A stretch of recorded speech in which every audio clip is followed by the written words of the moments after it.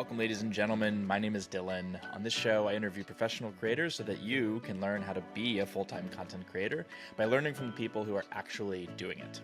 My guest today is Tyler Lang. Tyler is a full-time video creator who has earned over $30,000 in a single month by making UGC content, which is user-generated content that he's made on his behalf for other brands to use in their marketing. And in this episode, Tyler and I dive into how UGC actually works and how anyone can get started, how to price and package yourself so you can land big brand deals, and how to turn your content skills into a legitimate business without having a massive audience. So if you're a creator who wants to quit your job and start making real money online by making content for other brands, you're going to get a ton out of this episode. Tyler's awesome. He's an absolute legend, and he's also in the Grindstone program. So watching him level up over these last several months, it's been a real joy to see. And so without further ado, I hope you enjoy my conversation with Mr. Tyler Lang. Mr. Tyler, before we dive into anything in particular, let's just set the stage for anybody who's unfamiliar. What is UGC content? It stands for user-generated content. And from my understanding, just doing it over the past couple of years, it's basically brands, they have their own marketing teams. If they want to market a product, a video, an app, their teams usually will create content and post on their socials. User-generated content is outsourcing that role. So reaching out to creators and having people outside of the company make that content for them. And so that's the basis of what it is. I don't know if it saves them money. I feel like doing it in-house, like you don't have to pay the employees. You're already paying extra to make the content. But maybe they find value in having actual content creators, people who actually know how to navigate content, do it. So I think that's why it's come about, and it's become more popular over the last couple of years. Yeah, become more popular for, I think it's interesting because it is typically shared in the creator space from content creators who have their own personal brands, such as yourself, right? Like you have your content that you make for yourself, but then these brands will reach out and say, hey, can you specifically make content for us on our behalf that we own, as opposed to something like, I don't know, hiring an actor, right? Like what's the difference between that and just hiring someone who looks and sounds good on camera to, hey, can you make these ads for us? I think the difference is behind like the ideas. Yeah, like an actor can act if you give them a script, but the creator is the one who writes the script, right? So like that's not typically not the actor's job. And there are brands that do come forward with opportunities with ideas already in mind. And I guess maybe in that sense, it could make sense to reach out to somebody who could be considered an actor, but most of the time it's like, hey, we have this idea, or we have this product, we have this app. Here's some key selling points about it. Create a unique video, rather than just like, here's a line by line script, read it off, make it sound interesting. Sorry, I had to cough. Yeah, great. So then I want to dive into the step-by-step sort of process of how it actually gets made, how these deals are made, how you yourself have made ads and continue to make ads in the past. But let's just slow down, and I would love to hear your creator timeline or journey, like how you started, when did you get into UGC, and then where are you at today? Okay. So my personal content, I do gaming. And so like I've been gaming my entire life. I came up playing Spyro, Tomb Raider, and then like as I got older, I think my first person shooter was Black Ops 1. And then that kind of like got me really addicted to like competitive shooters. So I played like a lot of Modern Warfare 3 when it came out, which was when I was like a sophomore, junior in high school. And then I didn't play video games for like 3 years. So like I started to get kind of like a social group in high school, junior, senior year. I stopped playing games as much. I graduated. I moved down to where I live now, in the Valley in Arizona. And so I didn't play games for like 3 years. And then all of a sudden I started to like kind of miss it. I was starting to get burnt out on like all the social stuff, and I was like, I miss gaming.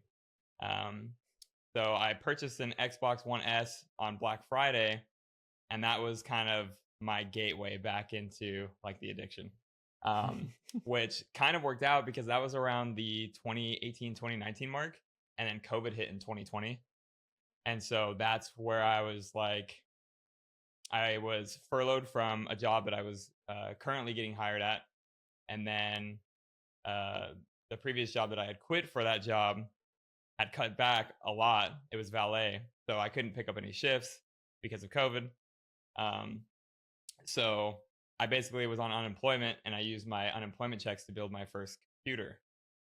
And from there, I started streaming, and the rest is kind of history. Like I started with Warzone, and then shortly after, a couple months later, like March 2020, Valorant came out, and for like 3 to 4 years, I just was stuck on Valorant, creating content. I built my TikTok from the ground up, all the way to like 75,000 followers, which isn't a lot, but it was enough because eventually, when I got burnt out on Valorant, I kind of was teetering between like, do I go get another job?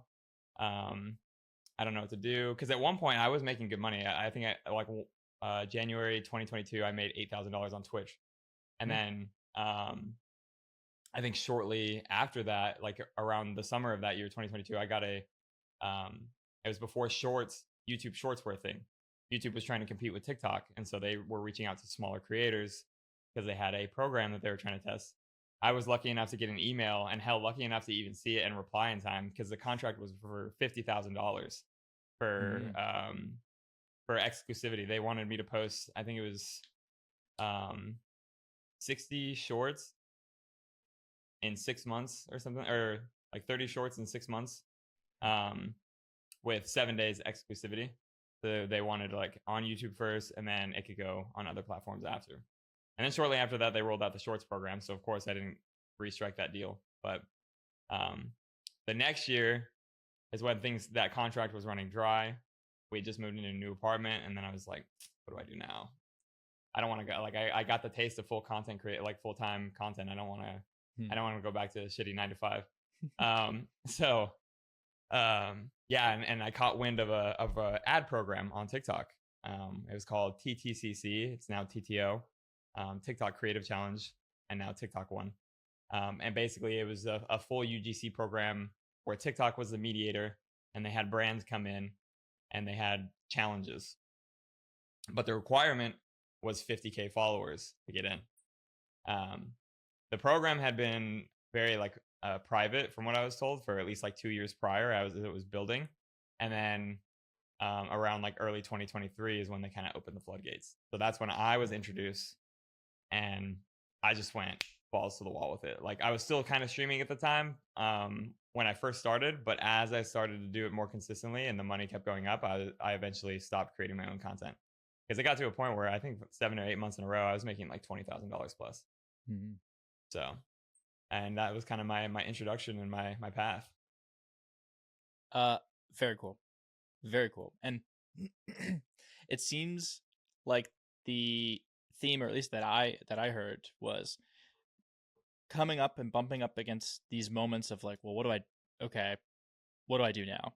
Yeah. Like where, you are a human who has a life to pay for, and how am I going to make money? What do I do? And then as I heard it, at each of those moments, you sort of chose not only the entrepreneurial path, but you chose to just go, as you put it, balls to the wall, like all in. Like, this is the only thing I'm gonna spend my time doing.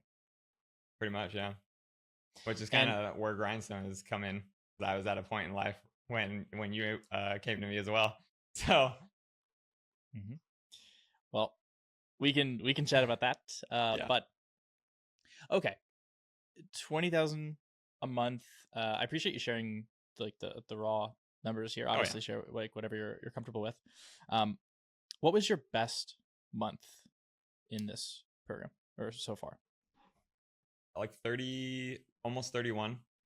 Okay. Almost 31 was my best month, and that's not even. There's other people that have done higher. I know one guy who did 40 and there was people like while it was still like closed doors because they had less creators. I think they were pulling like consistently like 40 plus for that 2 years. So it's not a bad living. no. And so before we dive into again the step by step, like I really want to get tactical and break down this process of like how could someone else make $20,000 in a month doing this. I'd love to sort of start at level 1 though, for say beginner creators who maybe don't have 50,000 followers minimum to join a program like this. For someone who is interested or curious about UGC content in general, what are some of the beginner tips or pieces of advice that you've given others or that you would suggest for someone starting out? I think being able to the 50K follower requirement, though, like a lot of people might complain because like it is a good opportunity. I have a lot of friends who don't qualify and they're like, man, I wish I could take advantage of it. But I think there's merit in the following because it shows that you as a creator, like you have the skills, which appeals to TikTok, of course, because they don't want just anybody making videos for these brands because that's a bad example if they get like some pretty low quality stuff that the brand doesn't even want to use. It's like a credit score almost for right, pretty much. And then, but I think anybody can do it. There's just a uniqueness to it, especially in terms of thinking about content, because it is a little bit different than like your personal stuff. You're not always storytelling or doing like funny moments and stuff. You're kind of selling in a way. So there is a little bit of like salesmanship to it. You have to work on like your camera presence, your vocal tone, your facial expressions, body language, like all that stuff. Because you can't be like super animated doesn't always work. Like it definitely depends on the brand and like what they're going for. But if you're like really monotone and just like super boring, that's like an insta swipe. So there's a little bit of a mental game too, like just which comes into the content creator part of like engagement. The hook is always the most important part. So the first 3 seconds, if you can say or do something that's extremely like just instantly will catch someone's attention, and it doesn't matter what it is. I have moaned in ads in the first like 3 to 5 seconds.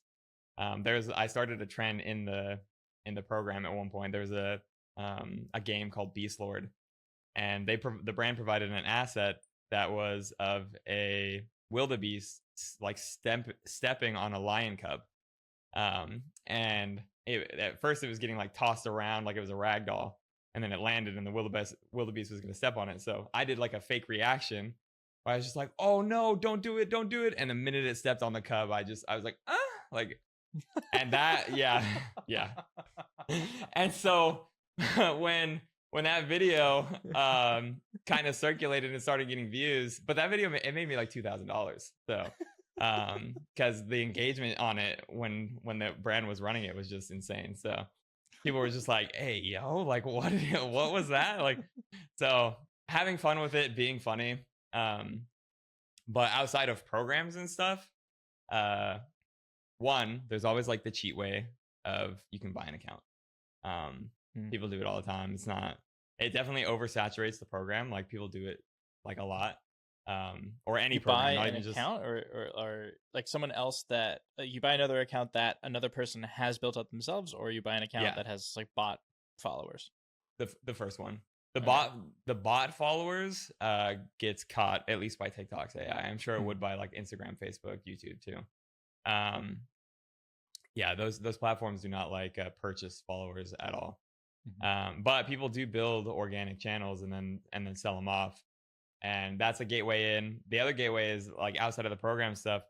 If you're able to just kind of like work through it and build the skills yourself, private outreach is huge. I don't know anyone specifically, but I have heard of plenty of courses that just teach like raw UGC that don't have anything to do with like TikTok, Facebook, Instagram programs like at all. It's just like teaching the skill set in general. So And before creators start doing private outreach, which is also something that we're heavily for in the Grindstone program. Right. What are so again? There's this sort of this anchor with TikTok one of 50,000 followers minimum. As you said, makes sense, right? There has to be some sort of quantifiable metric of like this person knows how to create content that gets validated. They understand the basics. Right. Let's say again outside of the TikTok one program, and someone wants to, or a newer creator, maybe they have a few thousand followers, and they're sort of like on this cusp of like, okay, like I'm doing better than most who are just like posting content into the void, but right. But you're in that in between stage of like, yeah, but I'm not like, it's not a no brainer that someone would want to hire me for my following, right? I'm not going to change any company's life, assuming that it's not like an incredibly targeted niche. What are some check boxes that you think are necessary to sort of solve for a newer creator's uncertainty? Like, is it even worth my time? Like, am I big enough? Have I gotten to the level where it is even worth my time to start reaching out to Branch for potential UGC content? I think the first checkbox is understanding that follower count doesn't really mean shit when it comes to a person's skill set.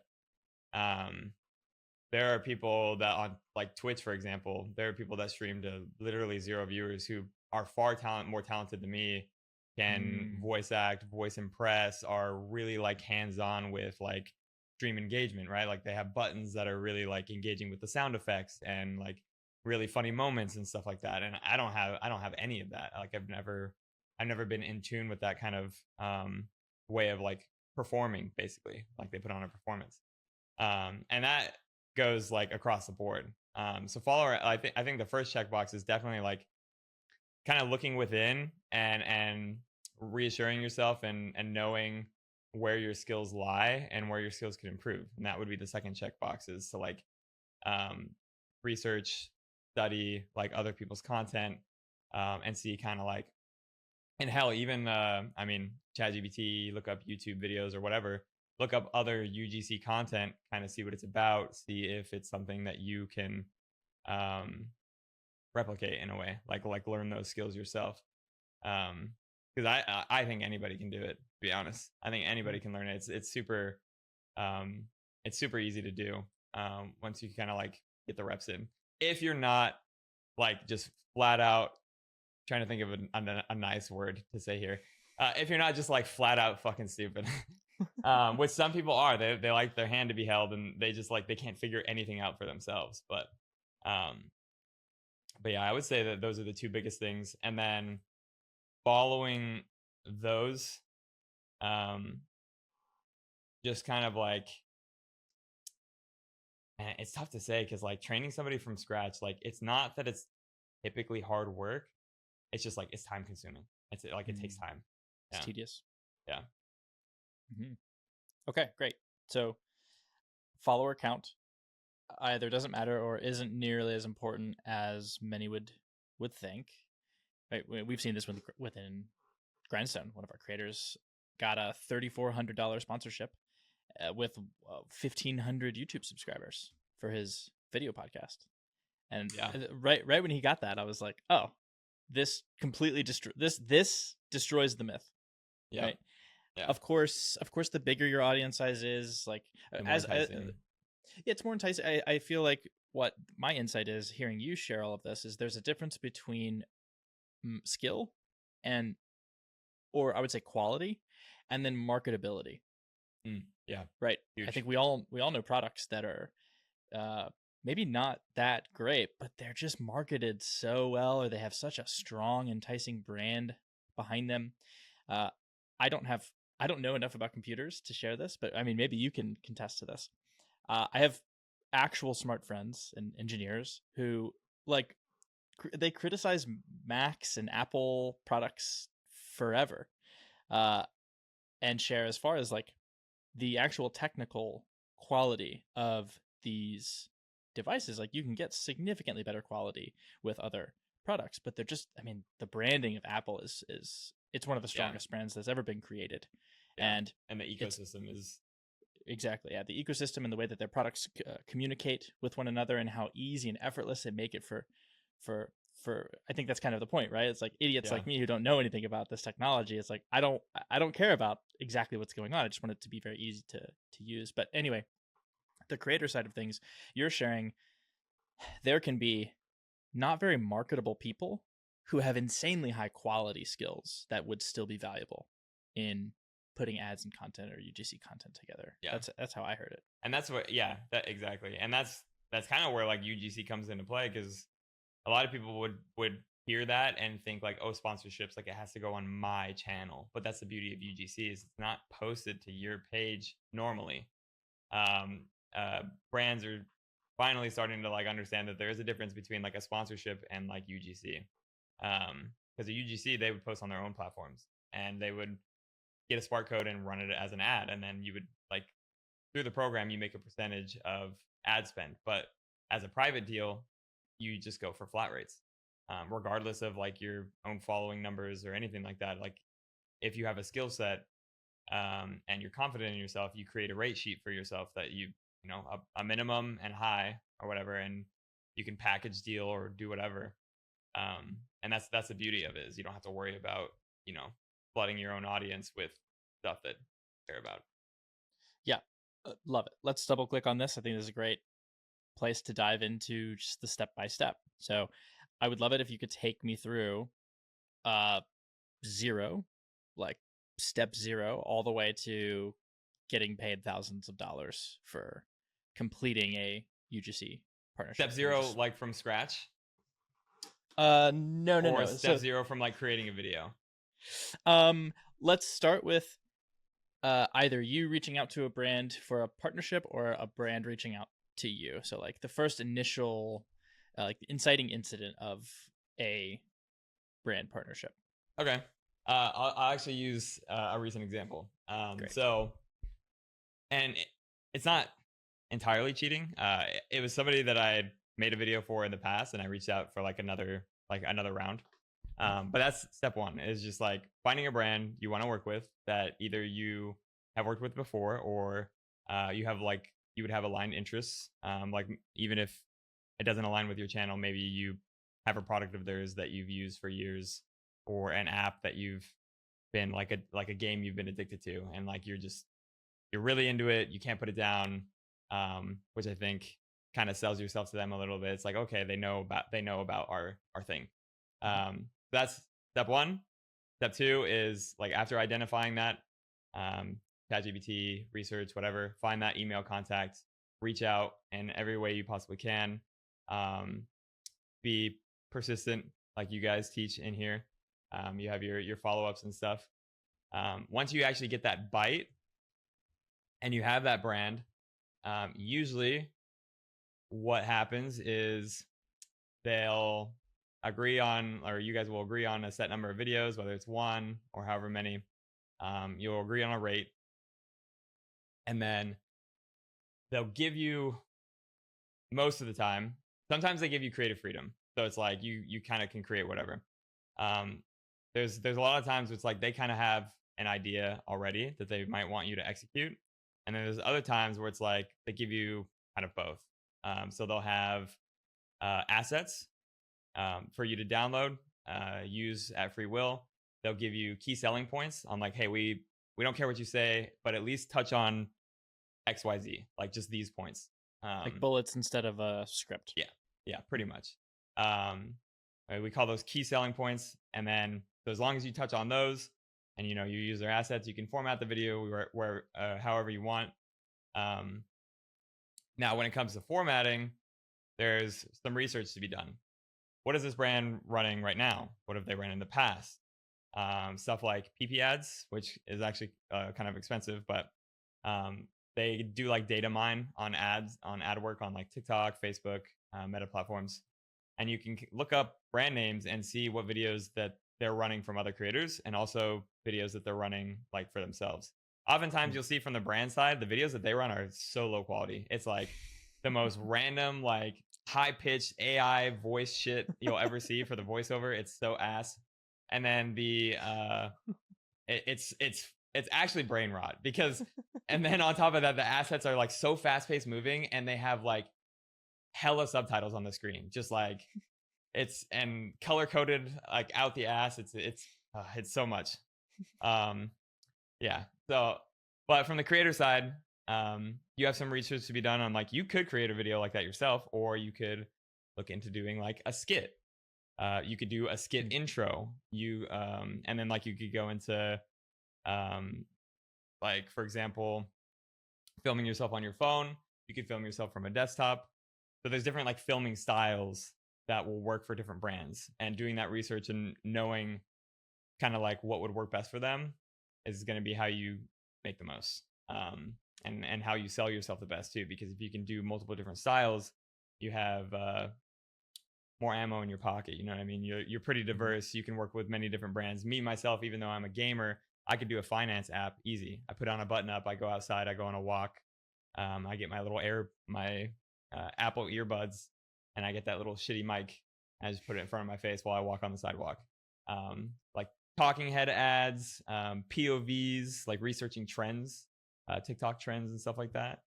So yeah, there's a lot that goes into it of like the idea, and then after the idea, you make it, right? You send it off. They give you any revisions, you make those changes, and then that's pretty much it. That's pretty much the end of the deal. Cool. Okay, so a lot to I want to like fill in some of the cracks here. Yeah. You kind of swiftly said, you guys negotiate and like come to terms on packaging or pricing. How? I mean, maybe we could do an entire conversation about that. But how? Probably. What's the 101 of how to package and price yourself? Packaging and pricing yourself. The 101, it basically comes down to knowing that these brands and marketing budgets in general are very high. Like, they throw money at the wall. As you do research and stuff, and you see some of the stuff that they're running for themselves, you'll know that they're throwing money at the wall. They're like, these videos have like millions of views, but they're the most shit quality stuff. And I bet conversion wise, it's not that high, but they made it in-house, which is why they're pushing it so hard. So understanding that budgets are high and you have leverage, definitely to like not sell yourself short. I'd say like at base, even for somebody who's like brand new, don't even go under 500. For me myself, like even a little more experience, I kind of start around like the 1,000 mark. But that's just because I haven't done a whole lot of the private stuff as much. I've done a good amount, but I feel like I don't have the portfolio of people worked with to be like, yeah, like I'm going to start charging like $2,000 a video. All I have is the stats from the program basically to back my skills. But we're only given so much on what we can see. So it's hard to get that data. So yeah, starting there, nothing less than 500 is like, even if you're brand new, because they just have so much money that it's like, it's not even worth. I mean, negotiating is fine. Like you guys teach here, you could go, I guess, a little bit under and do like a multi-package deal. It's like, okay, I'll do $300, but instead of doing one video, can we do $300 a video for 3 videos? And then that's $900. So yeah, negotiating there, starting at typically that 500 range, and trying to see if they want a package deal, if they want to work like month by month. If it's somebody or like a brand who has a product or an app that you use consistently who is doing like monthly updates, you can be like, hey, like we'll do this for this, but like, do you have this product or this, like, have you guys already explored this update coming up? Like, I would love to make a video for this update as well. So like upselling kind of. And then, sorry, I kind of got off track. What was the rest of that question? I feel like. Yeah, just the 101 of packaging and pricing yourself and going into those negotiations around how you get compensated. So that's how I do it. I'll actually go over, I have my pricing in like a Discord channel with myself. Let me go over it real quick. Cool. I can just read it out. So I have my rate typically. a little response, and then I go into like the rates. TikTok, price per video is 1,000. Price for a 3-month package, 3 videos, 2,700, 10% discount. Price for a 6-month package, 6 videos, 4,800, 20% discount. I charge more if they want it on my page because it's my page. I charge like a 20% or 25% more. And why would a company want it on the creator's page instead of their own? So sometimes what brands like to do, and I don't know why exactly, but sometimes what brands like to do is, for example, on TikTok, I've had a couple where it's like, hey, post it on your page, turn on the ad feature, and give us the Spark code, and then they'll take that Spark code and they'll pay to get it pushed. I'm not exactly sure why they prefer it that way. I don't know. Maybe they're picky about their socials being only like their in-house stuff, like whatever their decision may be. But sometimes they opt to go for that. If they want to do that, I will charge more because it's my page, and usually you don't get like you get engagement stats, but you usually aren't getting followers for a Tower Brawl ad, which is some shitty game that I did before. And they came to me and they had an idea too.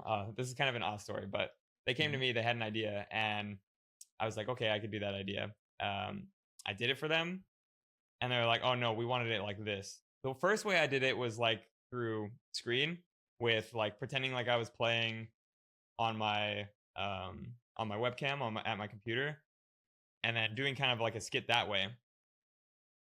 They gave me a revision. They were like, oh no, we want you to do it like both person's point of view, like filming like from your phone.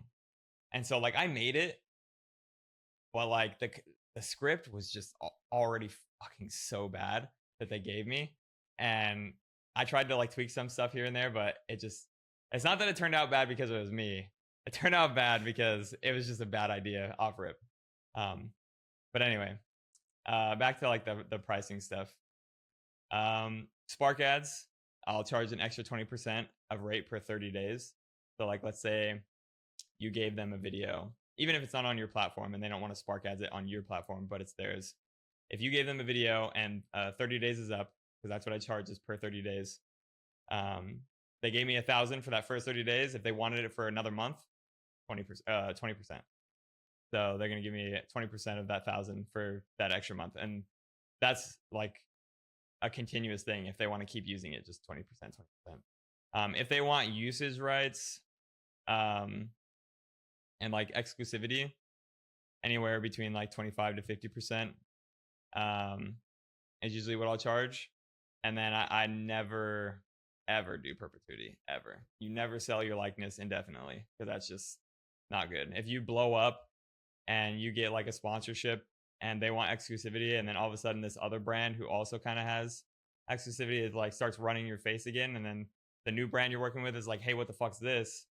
Like you don't want that conflict, even if it's prior to a contract. So yeah, everyone that I know in this space, and every big creator is like pretty keen on not doing exclusivity, because it's never worth it unless they're actually willing to like pay for it, like like $50,000 to like $100,000 like pay for it. Okay. And so again, let's pretend I'm a novice. Obviously I'm a genius and I know everything, but let's just pretend that I don't. Let's define some terms. Spark ads.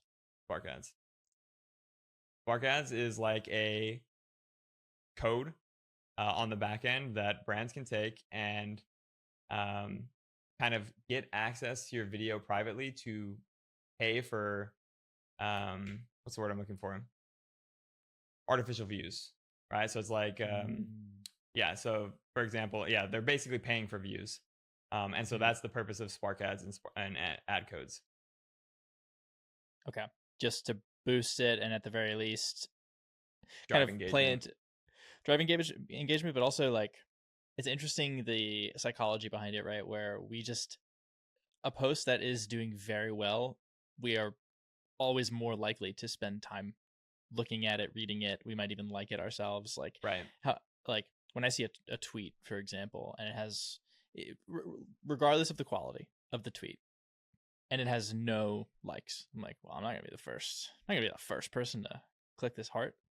And if I see that same tweet that has 27,000 likes, bunch of Right. retweets, bunch of comments, I'm like, ooh, it's like I want to be part You of the. kind of turn it into a sheep a little bit. Exactly. Yeah, that's interesting. Yeah, that's definitely the concept behind it. It's funny though, because you'll notice like if you're ever like doom scrolling and you see some of those gaming ads, sometimes you'll notice like it definitely has more comments than it does have like likes. So the engagement is like valued per brand very differently. Some don't even care about like downloads. Some just care about impressions. I don't I've get it. seen that on Instagram a few times. I stopped using Instagram several months ago, but a few of the sponsored Instagram ads, especially if it's like a guy selling a course or some sort of coaching thing, Right. you look at the comments and I'm like, this can't be real. Like these can't be real happy customers. They're all like the exact same level of excited and talking about the like wow, like this brought me so much value. Some of them like have typos. I'm like, all have an emoji. I'm like, is this just AI or you just like paid human beings to come on here? I was just like, this can't be real. Yeah. They're probably like they probably work for the company and they're like, yeah, everyone go comment or like yeah. Okay, so that's Spark Ads. Exclusivity. You said it's really only worth it if you're really getting financially compensated well for it. But I think it's Perpetuity, I think. Did I say exclusivity or perpetuity? You said that you avoid perpetuity, and then afterwards you said that's why a lot of creators themselves will even avoid exclusivity. And I'm not sure if you. Oh, okay, yeah. So exclusivity is like if I do trying to think of like a brand name. Let's say like I work with Nike, and they're like they want exclusivity. So that just basically means no competitors. So like not Adidas, like no other like shoe or clothing brand company. They want to exclusively work with you. They'll usually pay more for it.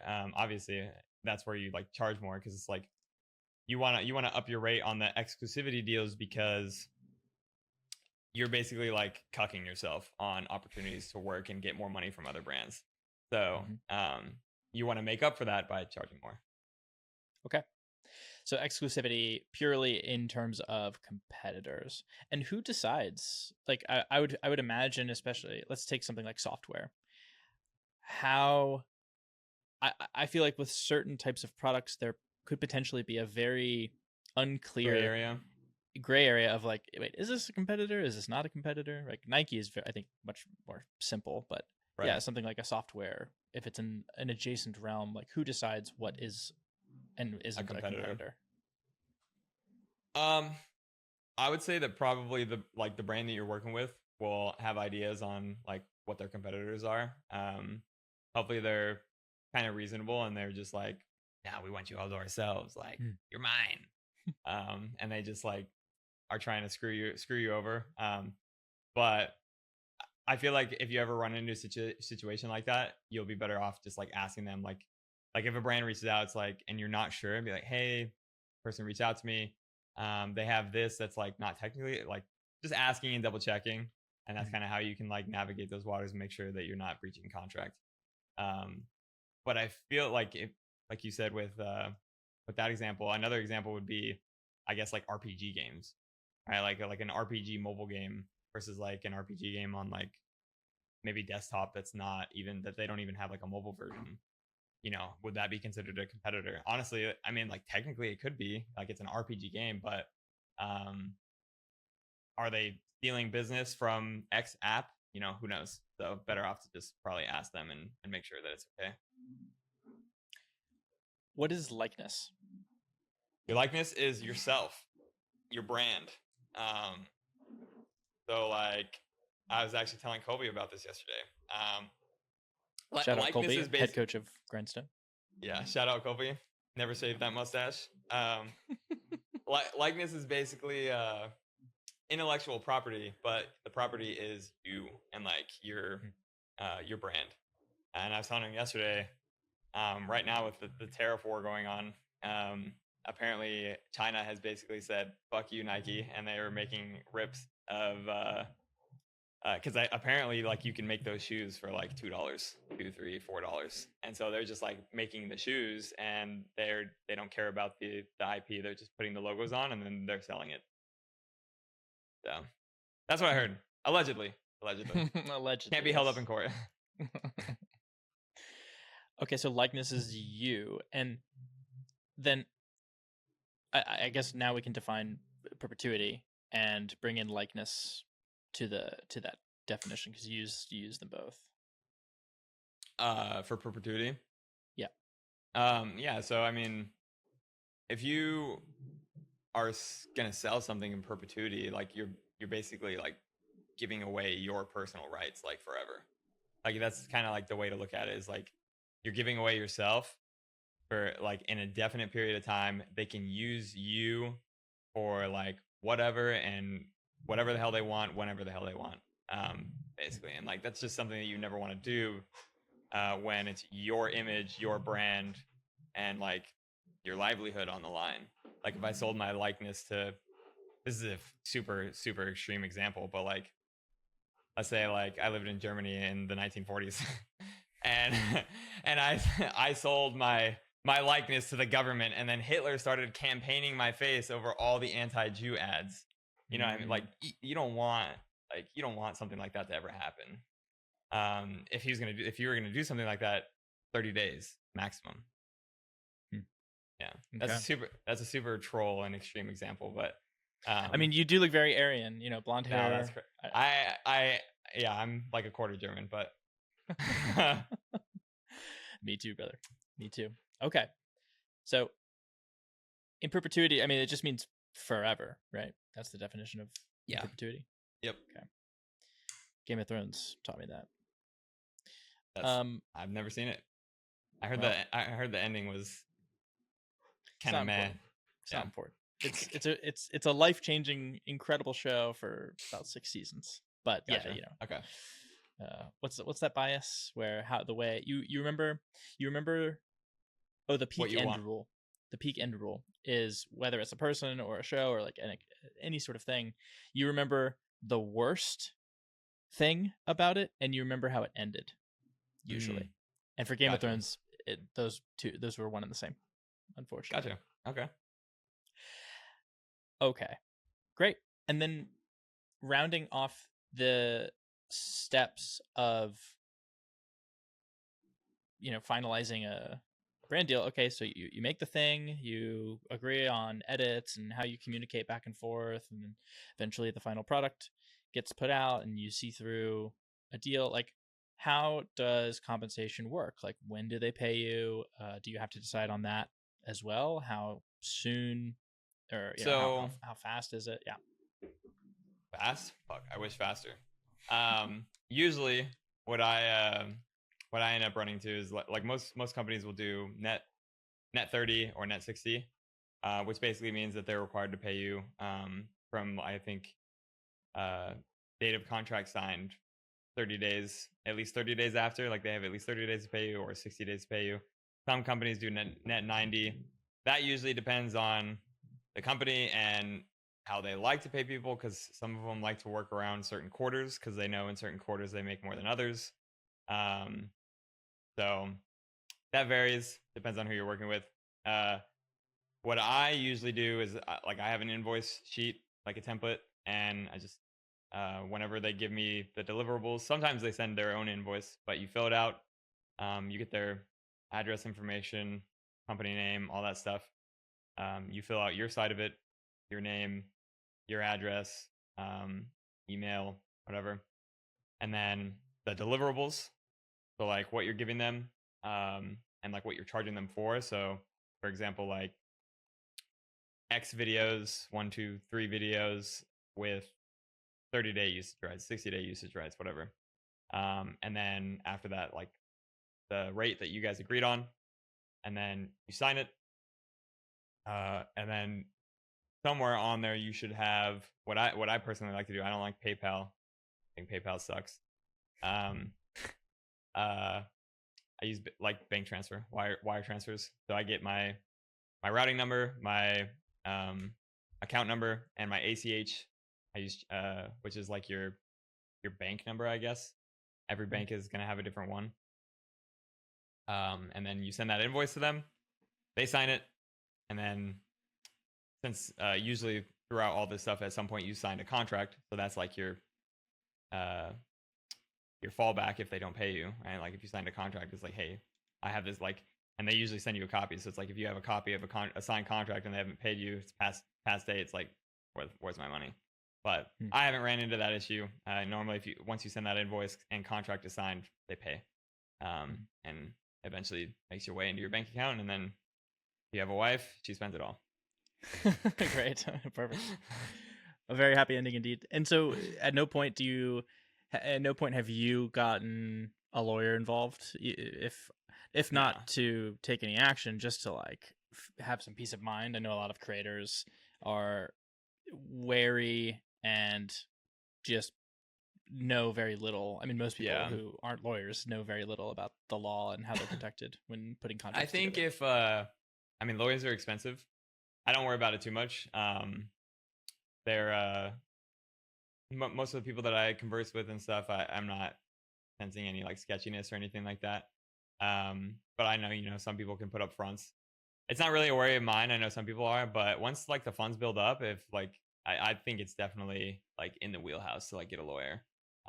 It's definitely like important down the road, especially as like you grow as a creator and stuff, and your likeness becomes more valuable, and people might want to start like, using your face for shit.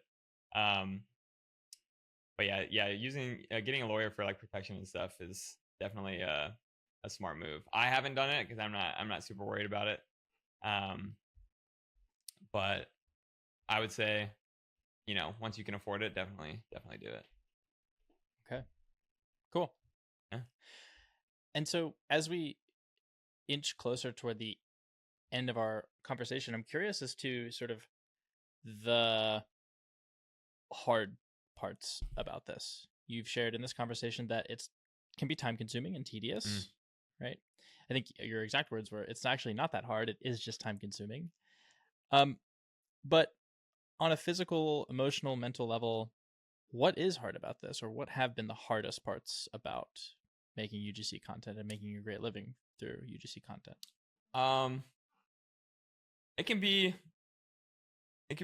challenging to navigate at first, because you're learning new terms. You're learning kind of like how to, like when I first started, I didn't really know how to script.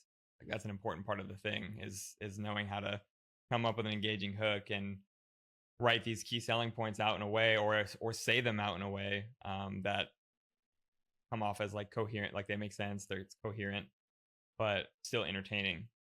There are some people that are like really good at just like like they read the key selling points and they can just off the dome like a 30-second video without like having to script anything. But my brain doesn't really work that way. That's one challenge, is definitely just like learning the small minor skills, the facial expressions, the body language, the different filming styles. Once you kind of like all have that down, that's where, it's easy to come up with the ideas. It's easy to execute. It's just, like you said, the time consuming part. The other part of it is sometimes it can get repetitive, especially if you're working with a brand like back to back. Sometimes the ideas might not all be like, if they're the ones presenting you stuff, sometimes the ideas aren't all that different. You're kind of making the same video, just like in a different way. So it could be like maybe a little boring to some people, repetitive. Once the money starts rolling in, of course, the challenge is like, hey, what do I do with all this money? Like, don't do what I did. I mean, like, I bought a house, which is good, but I definitely spent more on like in-game video game skins and like other shit that I shouldn't have, that I could definitely be using right now to pay my taxes. So, yeah, be smart with your money, invest, get an LLC. That's like another thing that a lot of creators, when I first got in, a lot of people that were making like hella money, they didn't really have any, like, they kind of had their own personal content pop off before. Obviously they were able to get to like 50,000 followers, but I don't think they ever really made any real money from other income sources like YouTube or Twitch to the point where like they actually thought about needing to make an LLC. So a lot of them got started late. And if you get your LLC made late in the year, platforms like TikTok and Twitch don't let you change your tax documents mid-year. So when you get that roll around and it's tax season next year, you're fucked, because like it's not classified as business income, it's classified as personal income. And so the write-offs are a little bit different. You're putting yourself into a different tax bracket, and it's a whole mess. So yeah, those are definitely some challenges to be wary of. That's kind of how it gets difficult going forward down the road. Mm-hmm. Man, this is super useful. I appreciate how detailed you've been in sharing just your raw numbers and actual experience. Yeah, and two, I wouldn't want to end this conversation without sort of just breaking down what makes a good ad. It's kind of the last thing you shared, like these micro details. We talked about hooks. Like, what is the difference between a good ad and a, like, we can watch a video or an ad or just go, okay, this is boring. This is awful. This doesn't entice me to buy anything. What are the fundamental checkpoints that every strong ad needs to have? I'm going to give you two answers here, because I think that there are two answers. The first answer is my answer. I think a good ad is good brand like marketing and being engaging and funny. I don't care what the brand is. Like if you could find a way to implement humor, for example, Duolingo, their TikTok account, they're funny as hell. They're always following trends, and every person in the video is in that stupid fucking bird costume. The second example is the Wendy's Twitter's account, the Wendy's Twitter account.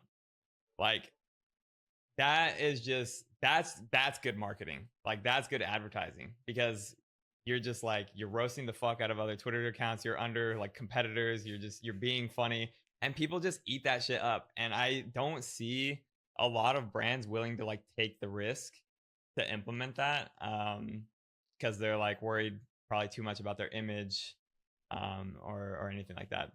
The book answer of these marketing teams and stuff is usually it comes down to like the analytics side for them, but from the creator side, it's making sure the hook is engaging and you're following, like it's short, quick, to the point, and like super attention grabbing. So if it's a POV hook, you're doing something like radical on screen. You have POV text, like POV, I don't know, your wife bent you over and you still can't stop playing this game. Like, I don't know.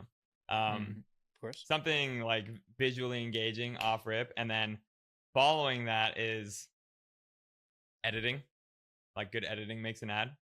Quick cuts, sound effects, and using, especially using assets, or it comes down to an important part of content creation as well, but using assets or visuals that are directly correlated to the words that you're saying at that time.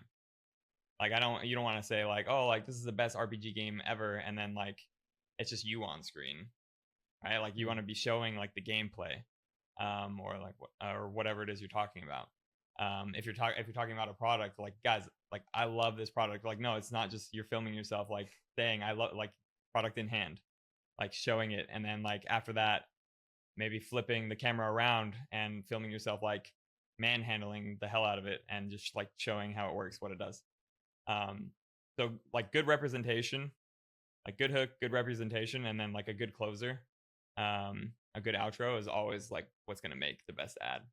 And then outside of that, sometimes just memes. Yes, they can work. And you are the meme god, it seems. I mean, I don't use memes as much, but I'm starting to more like recently, and it's pretty fun, and it's a lot easier too. You go on CapCut and you go to the green screen memes, and then you just like find one of the memes that have been going like viral lately, and then you just throw it on top of like one of the brand's assets, and you put on POV text, and then all of a sudden you make a couple $100 It's so dumb. It's so dumb. Takes like 20 minutes. It's so dumb. We found it. We found the golden ticket. Okay, no, that's great. Yeah, that's great. It's a simple structure. It's so many principles that can be applied to really producing any piece of content. Like, I bet if we were to re-listen to the clip of you taking us through what makes a strong ad, the book answer, that is, if we just listen to that, I could also say, like, what makes a strong short? What makes a great YouTube short? Basically, pretty much. It's the exact same structure, Yeah. more or less. Just depends on the content and sort of the why behind what you're posting about. Yeah. This is great, man. I would be remiss without ending our chat today. You're obviously in the Grindstone program. You've been with us for a couple months. Feel free to either, I have no idea what you're about to say, so you can either roast me or otherwise. What how has Grindstone played a role in your creator business lately, and how's that been going for you? It hasn't. Yeah, it's shit. No, I'm just kidding. No, it's done a really good job at, like, I've always kind of like prided myself in my work ethic. Like, I always get shit done. But I've always like burnt out really easy because I never really kept track of time and kind of like pace myself very well. But this program, like the resources you guys provide for just like keeping track of finances, keeping track of content output, like the growth sheet for the master tracker, and like seeing month by month or even week by week, just like all of it like combined has just made me so much more efficient. And I feel like on a day-to-day, my thoughts are so much more like organized, and I'm less like mentally I mean, I'm still pretty fucking scripting in general is like a lot. Like, you get done with the ads and then all of a sudden I got to script my long form or my short form content. It's like mind numbing sometimes. But yeah, like on a before, it was like my mental exhaustion was like just from trying to remember the things that I needed to do.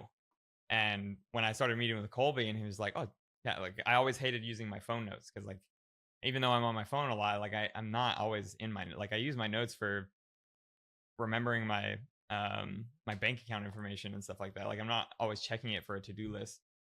But with ChatGPT, like for some reason it's a little different because it's like engaging. Like, I get on there and message it today's task list, and I have it built out day by day of different tasks. And so now I don't have to feel like every day I'm struggling to remember what I need to do. And it's little stuff like that just like it all kind of stacks up, and then it just propelled me, I feel like, exponentially. It's been great to see, man. Yeah, you've been crushing it since you joined. You are a machine in a workforce, and I think, yeah, just a little bit of guidance and direction and just like pointing you in. Yeah. You have like lightning in a bottle, and you just need to be. Which is what pointed. I knew I needed. I knew I needed it, so that's why I was willing to take that risk. Yeah, well deserved. You're doing great work. Continue to level up every single week, and at the end of this conversation, man, I deeply enjoyed it. I learned a ton, as I thought that I would, and I always like talking to you. Where can I link people in the show notes of this episode, where if you want people to check out your stuff? I mean, give my gamer tag or my gaming alias is FatalGlytch with a Y, GLYTCH.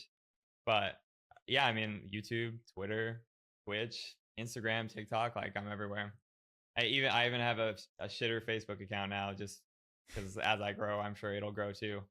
So yeah, I mean, I'm everywhere. I'm on Twitter a lot, especially. So cool. Yeah. Well, then I will link to all of those so people can leave you hateful comments on your tweets. Used to it. And Tyler, you're the man. This was a lot of fun, and I appreciate it. I had fun. Yeah. Cheers. All right, man. Peace.